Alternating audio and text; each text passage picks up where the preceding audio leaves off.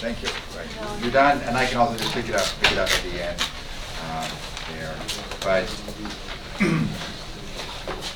there was some questions about the computing, so we'll look at that. Right. So one thing I was hearing, right, is that when people got an R data set and then tried to open it, they got something that looked like this. So this is just the ordinary R without the RStudio wrapper to make it nice. So this is the console where you can type commands. Control L gets rid of that thing. And I think I can make it, let me put a little preferences in here to make this one a little bit bigger. Right, so it's easier to see. Right. And so this is a little resizable window that you can put in there. I started out with this data set, so I opened this one and opened an R. ls is a listing command and says what's in there. So a bunch of data sets are already in there. Right? If you start with that data set, hi there. Thank you. This is Brendan's. Oh, okay. Mine. Okay. So it's the data sets would be there, right? So this one data set of rivers that we looked at is there, a bunch of observations. Some of these other things like this one was a little bit bigger, had rows and columns, but it's there. So and if I do this, it'll kind of full size it. You can see that whole thing there. So yeah. All right. So those things are there. Maybe a little smaller. If you got that, and then wanted to take the commands, so you can type any number of commands in here. So the names of this C0301A data set were that. So if you want to do the mean rainfall, you can do a little $sign there and type rainfall, and it will give the mean of that. On some of the commands, to avoid having the object name and the dollar, we attached that data set. Now if I just type mean of rainfall, it will know to look through this path and give me the averages there. So if I just clicked on this, it might open just an ordinary R. Right? To use the R script, right? This one that I call R script has if you open this, you can cut and paste from that into this window. It's a little less efficient than going through the RStudio. So if you open this with WordPad. Now, when I initially did that and tried to open it, it didn't know to look for WordPad. I had to look for other open with, and you can search for your other applications that are on. WordPad is one that does this, right? So it comes up like this. So that data set's there. If I wanted to use these commands, right, I can cut and Control C, then over in here in this, type Control V, and it ran the header command and the tail command. So it'll run something. Not quite as convenient as doing it in RStudio, but it does that. So if you do a histogram, say, of rainfall, it makes a plot. Right? Oops, I'm going to make this smaller. Kind of opening and closing windows. Here's this little thing of rainfall. And you can copy that as a meta file and paste it into Word, or save it as different types of file, or print that one if you wanted it. Right. So you can do some things in there. Go to the bottom here. Where is the end of that? I'll make the whole thing a little bit smaller. You can manipulate these things and try to set it up to see that end point there. Make it a little smaller, pick it up. So there's my number there. I can see my end point. So it's not ideal, but you could do some work. Now, if you needed to save things, like if you want to do a stem and leaf plot of rainfall, you would get this thing. It's pretty skewed because it's all here.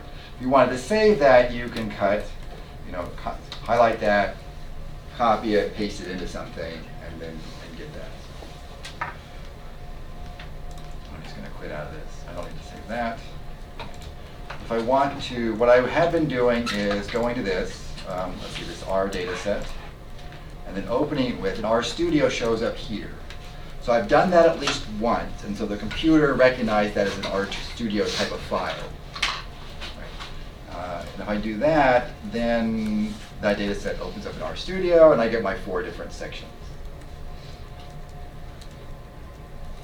So that was there before. So Control L gets rid of that, and there are these things here. Up here in this environment are the data sets that were there, and it's in this RStudio environment. If I look at files over here, I'm working here. I started it from this data set within that, so it's looking at the same space. And if I type this R script, I get my commands. Now within here, I can just put my cursor next to that and press run. I don't even have to cut and paste. Just it executes what's on that thing, attaching, doing a table, like that, and run through the command.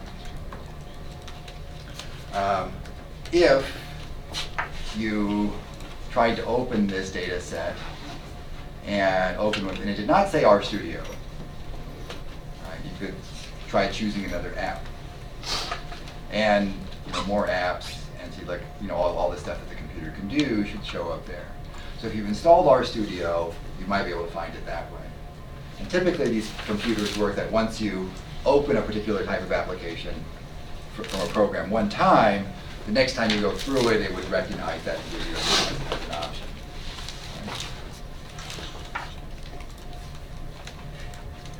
But any questions? Does that seem similar? Kind of address a few of the concerns that people have had in dealing with this. Let's try it one other way. Let's say I do get RStudio on my computer. But I try a couple times to open these things. I try to right-click on this, open this thing with RStudio, and it just doesn't work, or you can't find it in there. But you think RStudio and R is there, but you can open RStudio. The first time you do that, it would come up blank. This looks like it remembered some stuff that I've done, so let me get that out of there. So maybe it just comes up like this with some random folders in here. Now, if no data sets are in there, environment is empty. LS, my little search thing, nothing's there. So I want to try to open a data set and open the set. So I need to find, if I can go through these things. I'm not so great at clicking through these, honestly. Up here at session, you can set a working directory. And this choosing a working directory, that's worked for me. That's where I have found effective to go. So if I do that, then I can see everything on my computer. I can see this other little screen over here, and that's my Z1. Here are my different classes, and then lectures, and then we were playing here with this one. So if I do that, right, then this one has some data sets and R script. So if I click on an R script in here, it pops up. If I click on this data set, yes, it pulls in that. So it's data. It should not be empty anymore. Let's see, did that load it? So are those things there? Let me try it again. Let me try to open that one. Okay, there, I got it. So again, I opened RStudio from that symbol. Then I went up here to session, set working directory, and from this choosing, found where my data sets are. So then I could load them in. So that's kind of a couple ways of going about it. Any other questions about? If it doesn't work, you'll have office hours on Thursday and Friday, and we can come in and try some of these things. So hopefully one of these versions works. As we do things again, it'll be kind of the same process. So we'll hopefully iron out some of the bugs, and it will work smoothly in the future. Towards the end of the course, when we can do inference procedures, it gives us a lot of flexibility of loading a larger data set, graphing it, summaries, and doing confidence intervals, t-tests, and things like that. Any other questions on computing? Okay. Yes? Oh yeah, for some of the commands, for example, I think one of them I was trying to find the mean of something. Mm-hmm. I would put that in and it wouldn't register as far as a command, and I'd have to work out certain things manually, and not for the long ones, but mainly like for, you know, and I find that it wasn't allowing me to sort of work, right. I guess. So in this, yeah, I'm not sure exactly what's happening, but it is, capitals and lowercase matter. It is case specific. No, yeah. Yeah. And then some things like this treatment here. So I tried this command that says, you know, table of treatment, and it's not found. Treatment is not a separate object that's up here. There is no treatment there. But where treatment is a variable name, the name on one of these objects, right? So if we do a table of case, right, treatment is there. Treatment is there, and so that's a data set. The CO301A is in that particular book that it came from. It's chapter 3, example 1. And this is version 8 while I've saved it, right? Then that will give me that, so we can find it. This little thing attach, right, tells R to be a little bit smarter and to look for treatment or any other variable name as a variable in that data set, right? So then if I do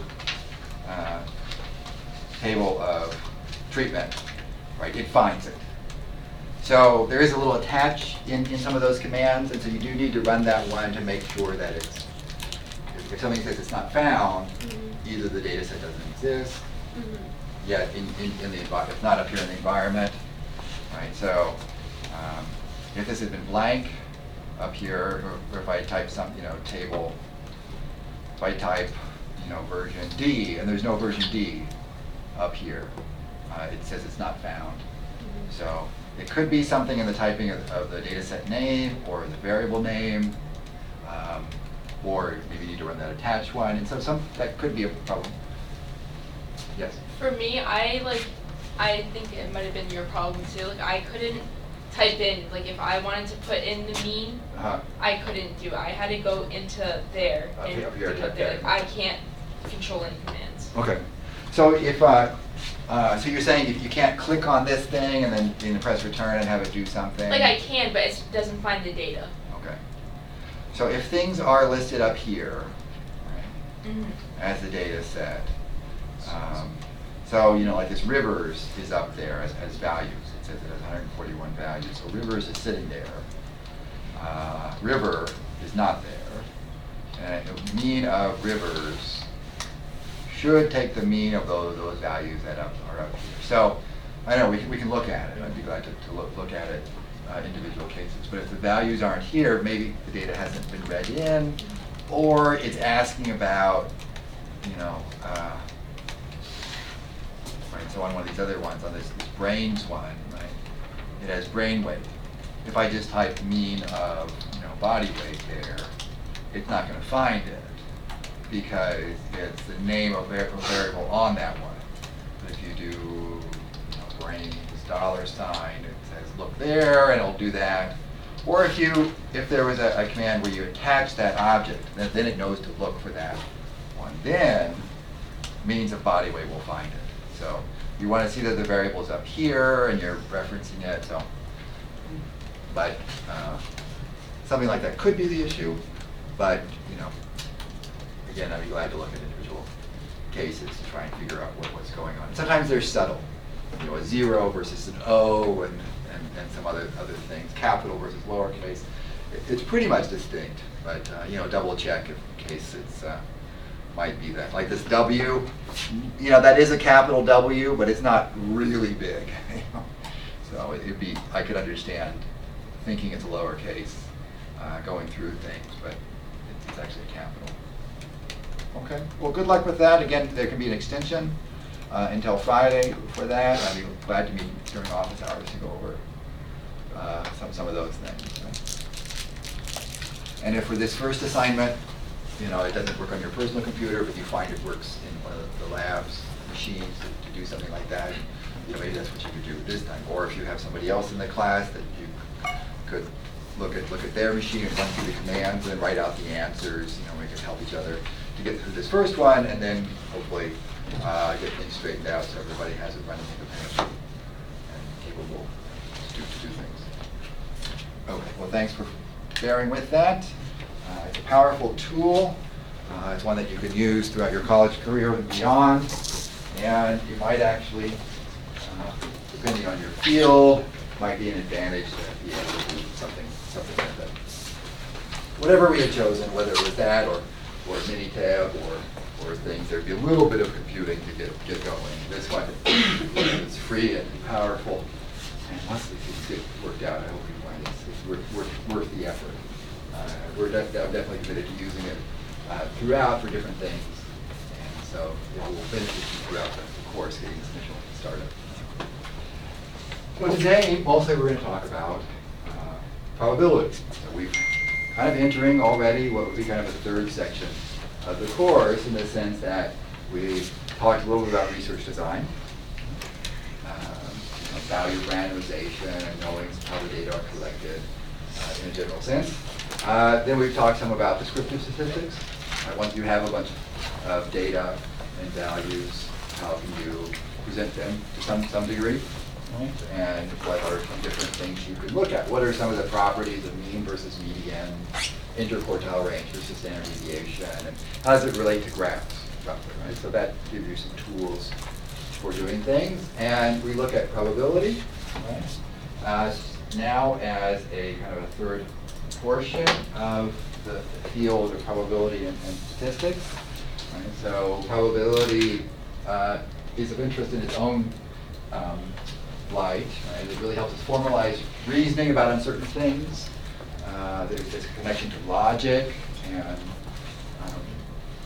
and philosophy in that sense.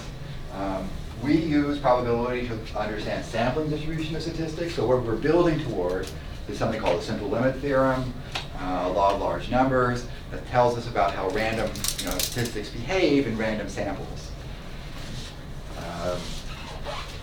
I think about probability also as in terms of statistical models when I'm dealing with data and trying to predict something or understand it. I'm thinking about breaking things into categories and statistical models that are underlying those. So we consider these. Eventually we're going to consider inference. Right? The probability that we'll do really is at the logical basis for making some of those inferential statements. We make a confidence interval as plus or minus a couple standard errors. Well, it's not exactly 2, it's a multiple that comes out of a probability distribution. And so we build some of the basis for understanding that. Right? We're going to introduce probability, and next lecture we'll do more things with conditional probability and some other topics. Right? So one way to set up this probability is first to talk about a random phenomenon. Right? Something's going to happen that has uncertainty. You're going to roll a die. Maybe you're going to randomly pick somebody and ask them questions. Maybe you're going to go out to an environmental plot, put down your meter square, and collect data on what's growing and living there. Maybe you'll dig in the soil and take soil measurements. But that random selection, that what you're going to get out of that is random. The random experiment that can be done. The things that we're going to measure or record, right, are called sets. The outcomes, the different outcomes. A set is a bunch of different collections of things. Like it could be the numbers 1 through 6. It could be a designation female, male. It could be answer to a question, yes, no, maybe, and so on. It could be lists of colors. Right? There's other ways to list colors. Like a computer uses a 3-digit code of different things to generate colors according to some scale, right? And so on. The outcome of our random phenomenon is a set of things that are possible. So when you're measuring people, we sometimes define this more explicitly, like you're going to measure height in inches or weight in pounds. People have exact heights, more or less, right? It depends on how they're standing and all that, whether they're laying down or standing up. You could get very precise with the measurement, but usually there's some degree of accuracy that we're going to do. Right? You can capture a bird, measure it in a number of ways, and any of those different things that you're going to measure. They usually have, if they're quantitative, they usually have units of measurement, right? So centimeters, millimeters, whatever is important to keep track of. and so on. So we have a random phenomenon. There's some outcomes. The sample space is a whole possible list of those things. The events that we're interested in set notation are called subsets, just a group of elements that are in that. All right, so when we roll our six-sided die, you could ask, what's the chance you get an even number? What's the chance you get a small number? And so on. And in sometimes in formal probability, people use all these set symbols and so on. We'll do a little bit more informally, in the sense that you can use the set notation and write things out. You can also write things out in words. So this could be the set 2, 4, 6. It could be the set of even numbers, and so on. And the type of subsets, we'll do some kind of these games of chance and things to illustrate a few things. But in real applications of more substance, it'll be research questions. You pick a random person, or is the person over a certain height, over 6'6"? You could look at things that affect joints and hips of people that are very tall, right? As a question. If you pick a 1-year-old at random, you could ask about the size of the infant. Is the infant above the 95th percentile, or are they below the 10th percentile? If you're in economics, you can ask questions about, does somebody fall in poverty category? What's the average income? What's the per capita income in the household? And so on. So any number of these questions could be translated into subsets of the sample space of things that we might be interested in. Sometimes things are contained in each other. They're called subsets. So D rolling a 6, the highest value is included in this even. Right, so it's a subset like that. Sometimes things are disjoint or mutually exclusive. They don't have anything in common. So B, 1, 2, 3, and this one, the two high values, those two sets are exclusive from one another. Right? Is there another pair of things that's mutually exclusive?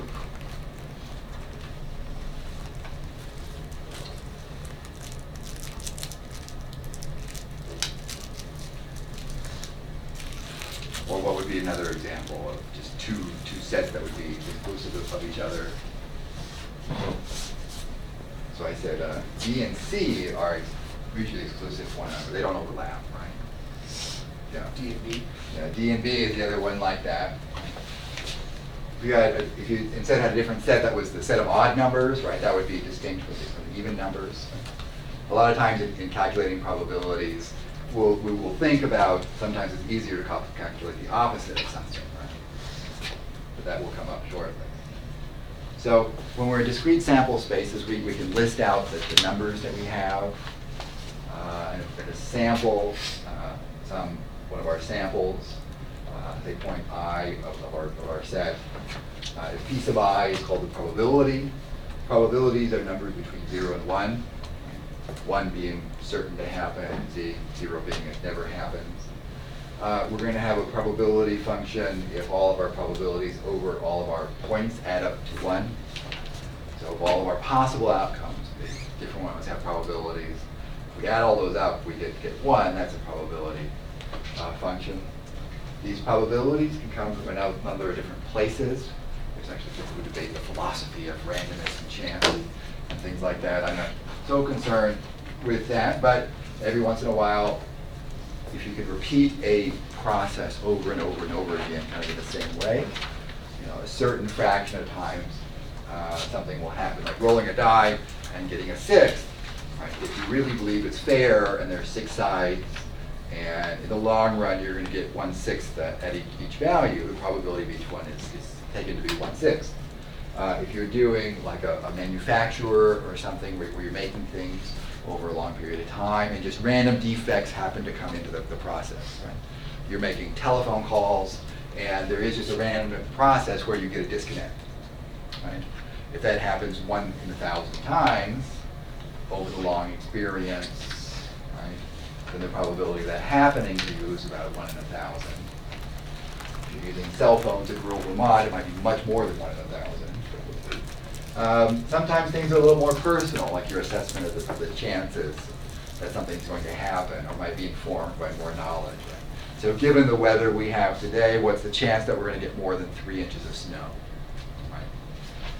You could look at today's weather, do different weather models, but ultimately you're kind of thinking about other days kind of like today. Right? If you have this much humidity in the air and this much wind and this much cloud cover and temperature and other factors, what's the chance that we're going to get dumped on with a bunch of snow? It'll happen sometimes. Sometimes it won't. But in the long run, you kind of have the frequency, the relative frequency with which that happens. The probability can be something like that. So an event is just a subset of those. Right? And if we have a bunch of probabilities on different outcomes, and a bunch of those outcomes are consistent with our events, right?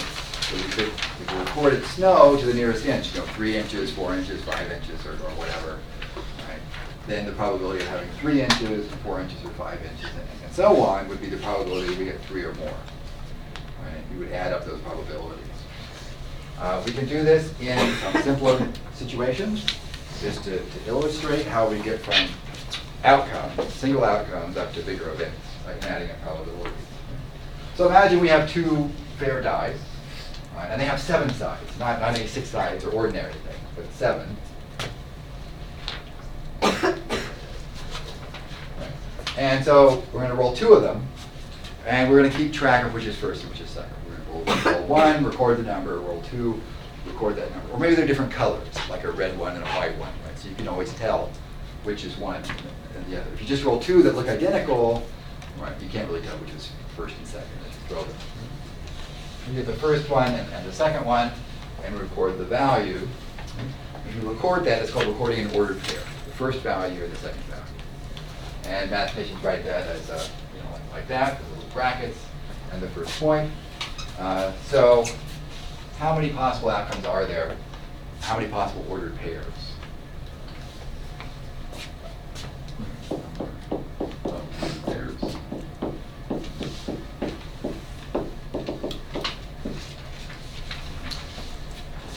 We have 7 on each one.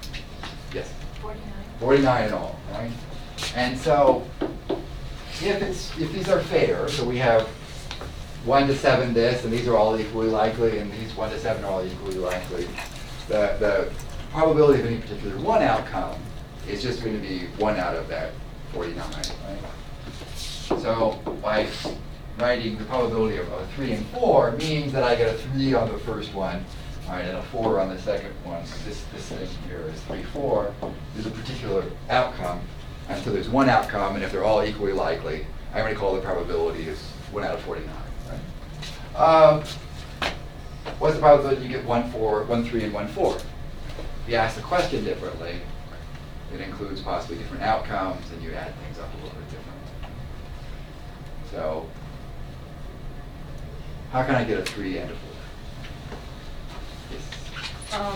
One die can roll 3, the other one 4, and then one die can roll 4, and then Yeah. So those are distinct if we're keeping the order of things. So this one is, so this is a 4 and a 3, and that's a 3 and a 4.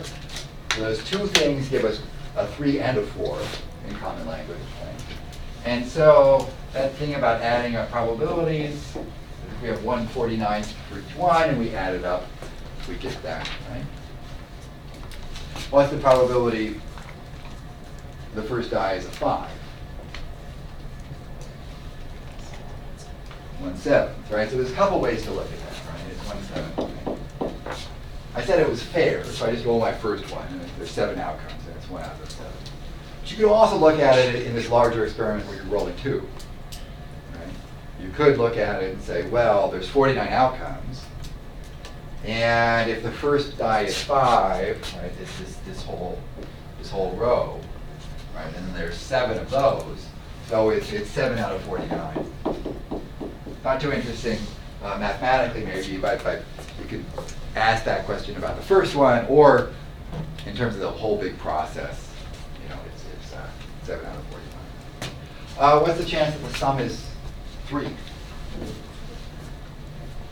3 out of 49? Well, how many ways can we get a sum of 3? You get a 1 or 2 on the eccentric other.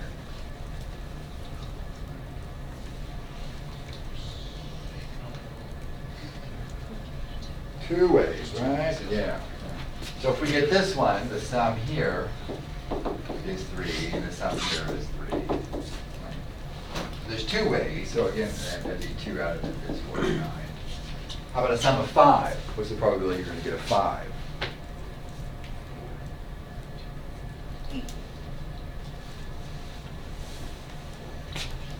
Get a 5, because we don't have a 0, right? You can do 4 and 1, 9,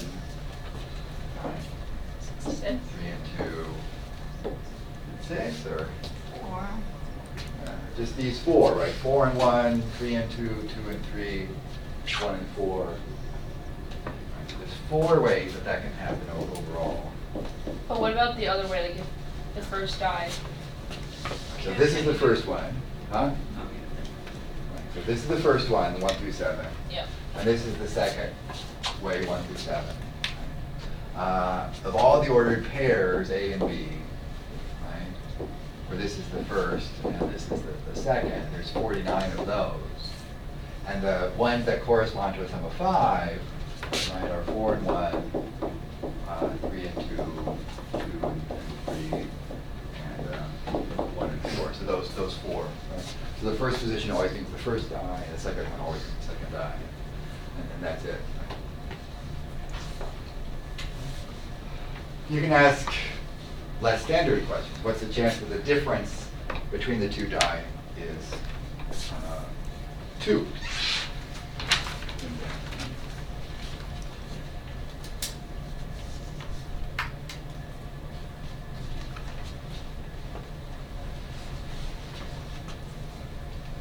Yes? Would it be 5 out of 49? It might be 5 out of 49. So what do you have to get? I have the first die being 7 and the second die being 5. Yeah, so 7 and 5 is over here, right? And then 6 and 4. 6 and 4 is a difference of 2. 5 and 3. 4 and 2. 1, 2, And 3 and 1. 3 and 1. So you get those 5.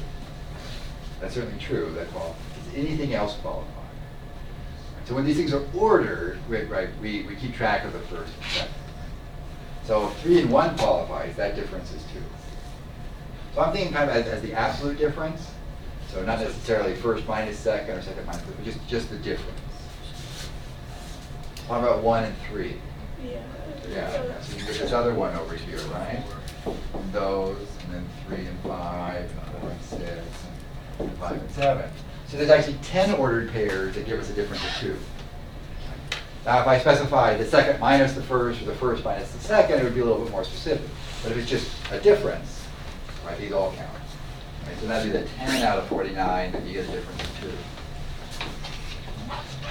2. Now we can take any of these, questions and kind of compute all the different possible outcomes, and we get a probability distribution for something that we like that. So, okay. So you could, take this table and look the different sums you can get if you take the 2 dice and add them together. Right? You get 1, 1. You get 2, a sum of 2. You add these together, you get a sum of 2. We asked about this one. If you take the number of ways to get a sum of 3, so I can write sum here is what I'm recording down inside the table. 3 and 1, these things add up to 4, etc. The largest sum I can get is 14. So out of the 49 probabilities, right, the chance that you get a 2 is just 1. The chance that you get a sum of 3, that happened 2 ways. 3 ways for that, and it keeps going up to a certain point. The most common sum is 8. So here, these 2 add up to 8, these add up to 8, if you go on up here. There's 7 of those. And then it becomes less common, right? It goes down. So we go to the 6, 49, 4 out of 49. 3, 2, and then 1 out of 49 for this 14 down. So the probabilities change depending on how you add up the individual points.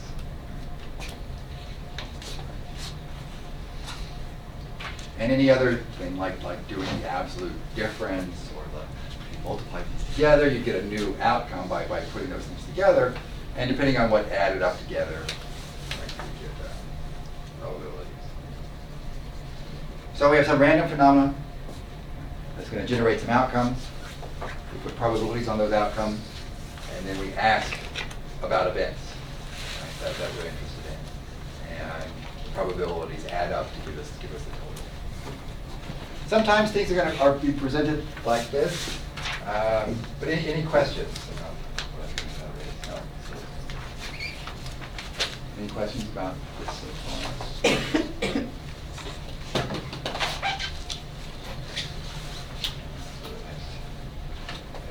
So sometimes we'll use some rules that make things a little bit easier to compute probabilities. There's a complement rule. Right? That is probability of not A. Some books, the opposite of it. Right? Sometimes they do A with a little complement on it, or A with a little bar over the top, but it means the opposite of A.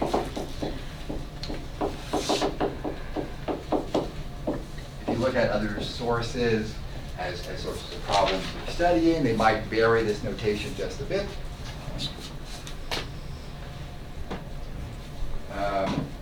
If events are independent of one another, and we'll talk more about that as we go on, like rolling 2 fair dice, right? Or picking twice from a sample. Then the probability that both things happen is the product of the two. We'll illustrate that more as we go along. This multiplication rule for independent events generalizes, so if you have the probability of 3 things all at once together, and they're independent, like you roll 3 dice, and the chances would be multiplying together. And sometimes we want to know what's the chance that you get A or B, you get one thing or the other. Right? And we have a rule for that. You can add the probability of the first one plus the probability of the second. But there's this little adjustment to take out. And we want to illustrate that adjustment. So some of these axioms, some of these rules, follow them can help you calculate things in slightly harder situations. So, okay, that's there. Sometimes we do the intersection of 2 things. So it's either A with an intersection sign. Sometimes it's called just A and B. It'll be the situation that both things are happening. You're asking 2 questions. What's the chance that an infant is below the 10th percentile for weight and below the 10th percentile for height? Or above 90% for height, but below the 50th percent for weight, kind of disalignment. A union B would be that they have either one. So what's the chance that somebody has the flu or bronchitis, or you could put another or in there, or pneumonia, or migraines, or you could have all of those things together. And so let's look at an example. Primarily will be more applied in this course for figuring out some of these things. Right. So let's say you have a patient population, possibly at the clinic that treats mental health issues. And let's say 30% of the patient population they have has schizophrenia, and 40% of the people they're treating are bipolar, and 12% have both of these things, right? So in a specialized clinic, we could ask a question after having that information, right? What percent of the subjects have neither of these 2 diagnoses? It might be there for some other reason, but we're not asking about that right now. What's the chance that they have neither? 18%? Would it be 18%, right? So if you add these things up, 30, 40, 12, you're going to get, say, 82, so 1 minus that. And it's good to think about 1 minus that, right, to get that, but that won't be the case, actually. When it's stated like this, these things, like the 30% schizophrenia, depending depending on how people say things, right? It doesn't mean exclusively. If it said exclusively schizophrenia, and 40% are exclusively bipolar, and then another 12% have both, right? Then you would add up those three pieces. Right? This little diagram is called a Venn diagram. I'm sure you've seen them in some form. There was a mathematician named Venn that represented the things in probability and illustrated situations like this. So somebody invented it. And the idea is that the big X represents our whole sample space, which is our patient population in this case. And A are the group of patients that have schizophrenia, if we call it that. And B is the ones that are bipolar.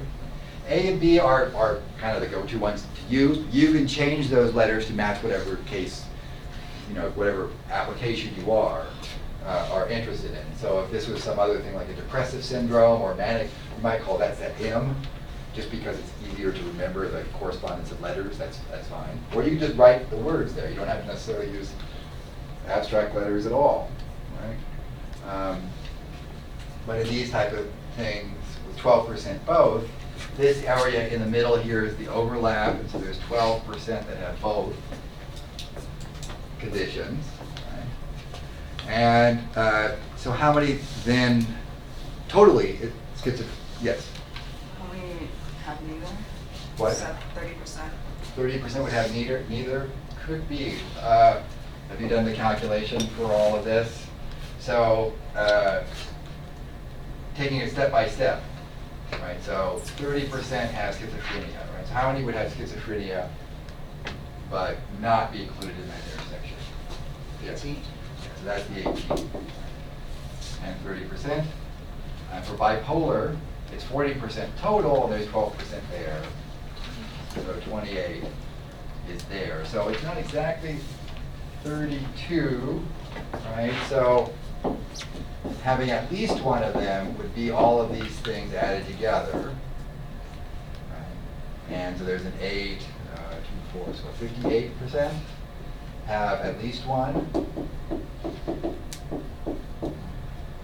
So actually that's going to be 42% end up being over there. Right? So if you add up the 30% and the 40%, 70%, and I see where you're getting the 30%, taking the one opposite. Usually we want to take one opposite like this. But we have to first account for this amount of overlap that's in there. In this case, there's a fairly large overlap, right? And so you, based on that information, you know 30% was schizophrenic, 40% bipolar, 12% both. Only schizophrenia, right, is the 30% minus that. Only bipolar, right, is the 40% minus the 12. And so either one, right, we figured out by adding those things together. Okay. There's this other formula where we can add the probability of A plus the probability of B, then subtract where it overlaps. Right? And we still end up with the 58%. We have kind of a couple ways of getting a total that's in there. Right? Figuring out the three pieces or taking the two totals and subtracting them. Why do those work out to be the same?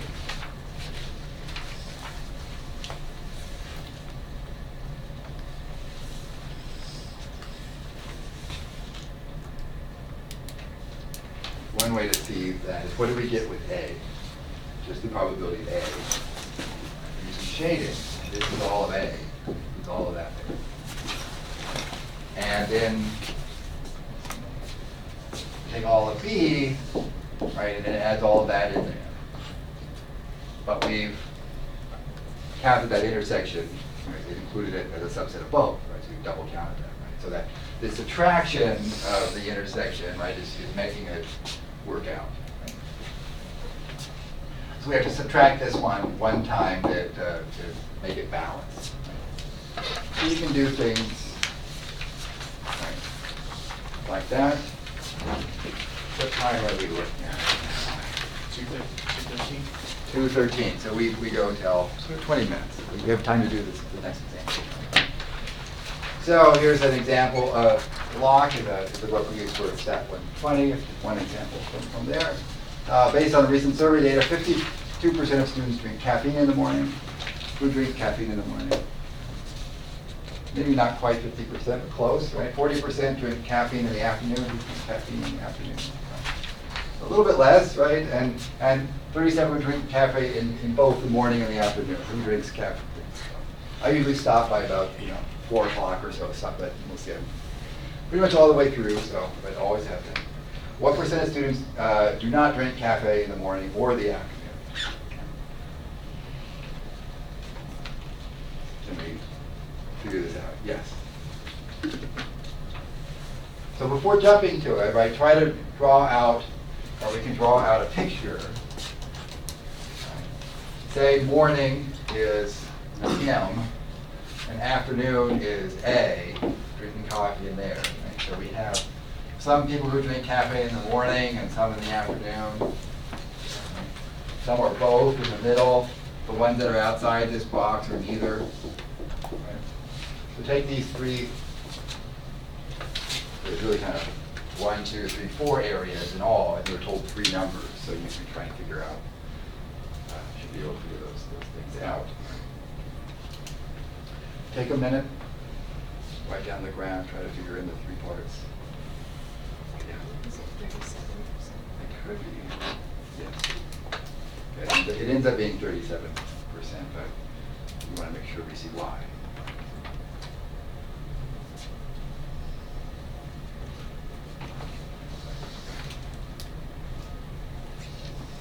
So this one, most of the notes for today are the handout one. This one I can put on the screen here. So morning coffee, afternoon coffee, outside is neither, inside is both.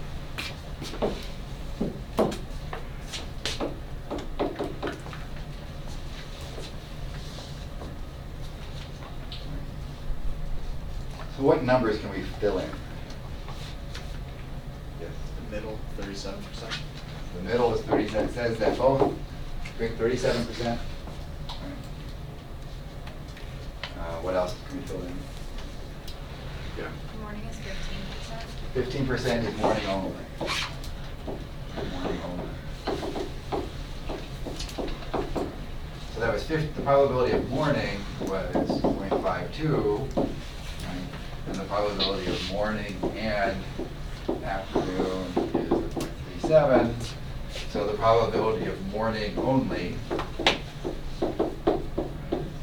is 15% to make that work out by subtraction. Yes?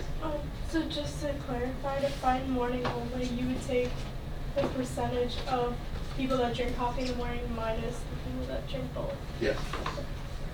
Because these people that drink coffee in the morning, some drink in the afternoon, they'd be both then, and some don't, so. So taking the 0.52 minus the 0.37 gets that number. And then afternoon only? Yeah. 11%. So these together, the probability of afternoon was 48. Again, both of them 37, and so afternoon only 0.48 minus 0.37. Again, you can write letters that make sense to you, words that make sense. So neither, you have to add those up and take the opposite. I think I'm going to take 1.37 as well. All right, so 0.15 plus 0.37 plus 0.11, 0.63. So neither is 1 minus that. 1 minus 0.63 is the 0.37. It's just a coincidence that the inside and outside numbers match, but just do.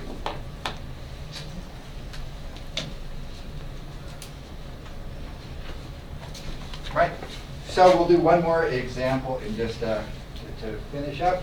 And I just want to mention we can do fancier examples. Here, eventually, we'll be asking questions and, probabilities that somebody has a certain number of siblings, grade distributions, percent in different categories, and other questions. And eventually we'll have some models for those and it will suggest things that we want to summarize based on data will inform some of these probabilities. So what we've really done is set up some basics for probability, some rules for dealing with things. Next time we do more unconditional probability, computing other probabilities. But we can have some of these questions about Venn diagrams that get a little more involved. All right, so you could say, you could have a sample of students. Maybe you ask students, do they have a smartphone? Do they have a computer? Do they have a music player of some sort in there? And if you're given enough information, right, you can fill in all the different categories there for 3 sets, right, that overlap. And you can then answer questions such as, what's the chance they have one thing but not the other, or 2 things but not a third, or all 3, or at least 2, by adding up the relevant probabilities. Once it gets to be more sets, it's usually best to start with things in the middle that overlap as much as possible. So even if these were stated differently, I would look for as much overlap as possible. So how do we get this big and a better chance of seeing it? I can't go to the full page. So these are the students who have the the smartphone of some kind, the computer, right, and this is kind of hypothetical. Let's say 5% have all 3. So this is like a music player other than a smartphone. I mean, in the future, you might not even need a computer to use a phone. So 5% is in this triple overlap in there, and that's a good place to start. Right? So then it says 75% have a smartphone and a computer. What would you write next? 0.75 at the top. So 0.75, this would be, right, so is it exclusive? Go ahead, you want to change your answer? You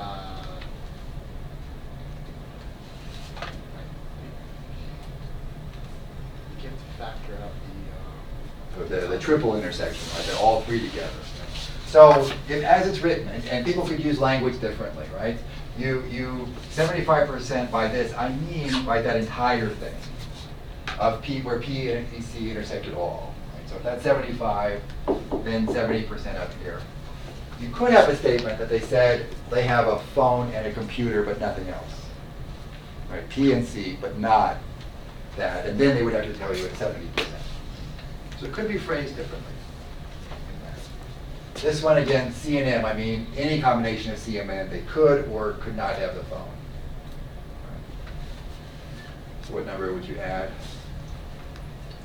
You add 15% to this in there, and now that intersection is that.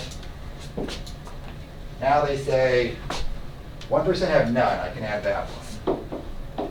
1% out here for none. So I've used that one. 0% only have a computer. Well, that's at 0%, so I have to put 0 here. P and M. A phone, and is that, I think this maybe should be 10%. A phone and that. Because it's not 1%, right? Because there's at least a 5% overlap. But if this, let's try this out. Let's say that's 10%. And so this is the experimental one. Let's see if that works out. It might not work out if it's too much, right? So if that's 5%, then they say only a phone, only P. Only P, we know that. We can put that one on there. Where does that one go? Only a phone. Outside the computer circle, outside the music. Right? So they have 6% up here. And there's something left over. How do we get that last thing?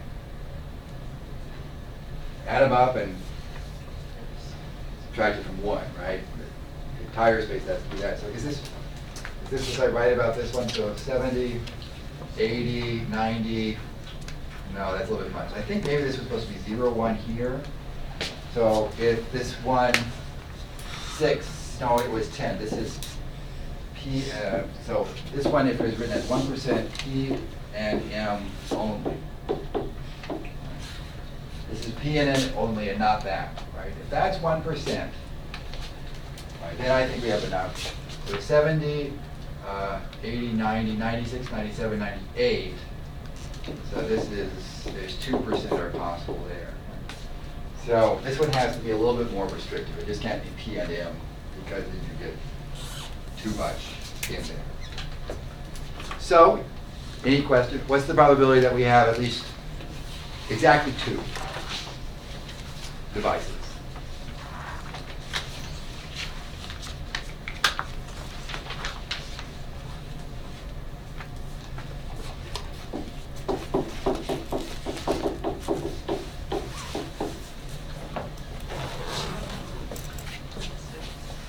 What do you add together to get exactly 2? 81 or 86? You see, it's actually 86. So this one is exactly 2, this is exactly 2, and this is exactly 2. All right, so this one is the phone and the music player. You can't count that one in the middle because that's all 3. This is 2, this is 2, and this is 2. 86, right? So 0.7, 0.5, 0.1. Yes. So for the P and C overlap, you subtracted from the 5%. Yes. And the same with the C and M. Yes. But you're not doing that with P and M? Well, so if this said PMN only, right, then it would say it's the ones outside of that triple. Okay. All right. If I said 6% PNM, it'd be the 5% plus 1%. So and you won't have many that are kind of 3-way or very complicated. We won't do a lot of this, but that's kind of the logic of splitting things up. Sometimes this logic will be useful as we go into asking substantive questions. Part of it's getting used to this idea of probability on different things. All right, well, good luck finishing up the computing. Hopefully that works out for individuals. If you have the current assignment and just want to leave it and not, you're going to have to be able to bring it around, you're welcome to drop it off. And I will take it. If you dropped it off and want to check anything, then you're welcome to take it back. But otherwise, you want to.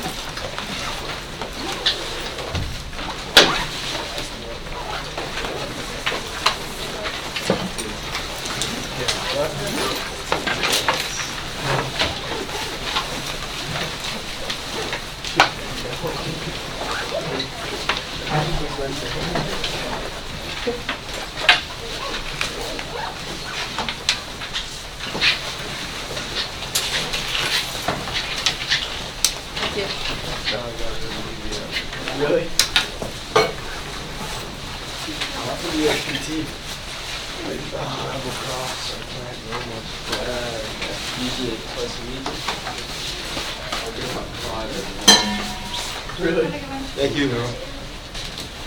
Wait, you get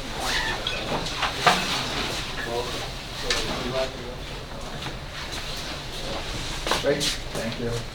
Still working on acquiring a stapler. Oh, all right. I'm gonna probably need those. Thanks. Yeah.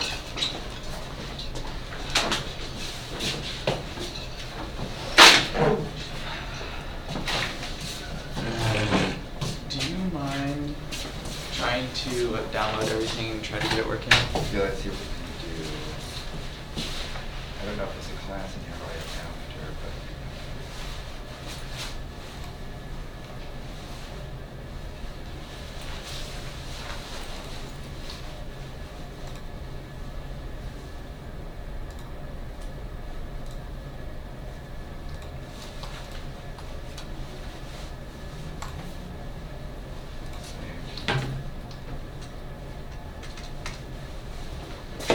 So, okay, so the, that's a good, that. So RStudio, did that download at all? Yeah, I did all the downloading, but it can't put like computer and stuff.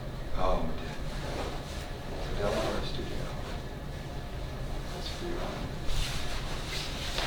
So do you think it's in your downloads somewhere as these different things? So the Mac one, 10.6 or above. Just say that.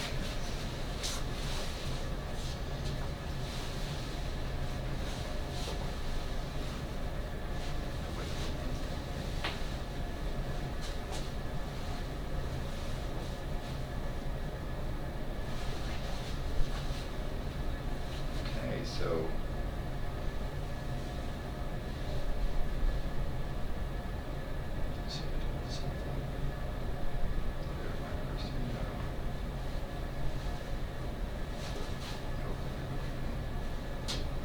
okay, R not found, so it wants R in there first, so this is the,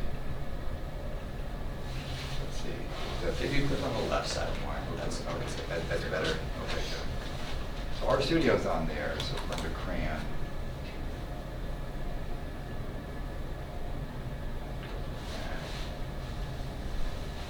And do you know what version of OS 10 is on here?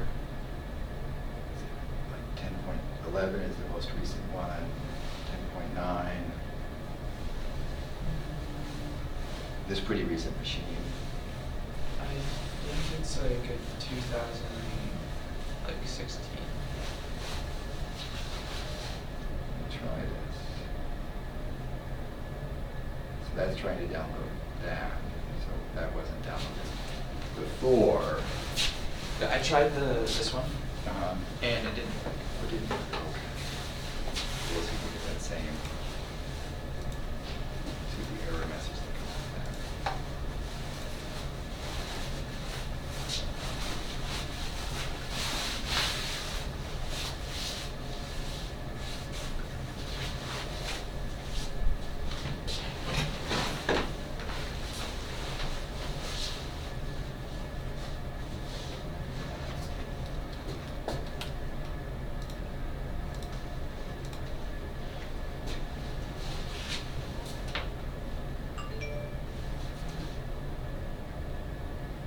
Now I'll try This one. Yeah, try clicking this R Studio and see if you can find R. Okay, it's edited. Okay. No. Not now. Yeah, not now, I guess. So that looks like it. Have you downloaded any of the data sets, or did you stop? No, I haven't even got this far. Okay. So this looks like it's, operating. Right, there's nothing in there, so just if you did a histogram, say a random, oops. Yeah, this interface is, that's what I do with that. Maybe, I don't know if you get back to that. Yeah. So we do like a normal random sample with 100 points, it'll make a histogram. So it's making a histogram. So then it's a question of getting the data and those commands and then running that. Sorry. Thank you. I don't know, must have been my, No, it's so, good, well, I'm glad it seems to go.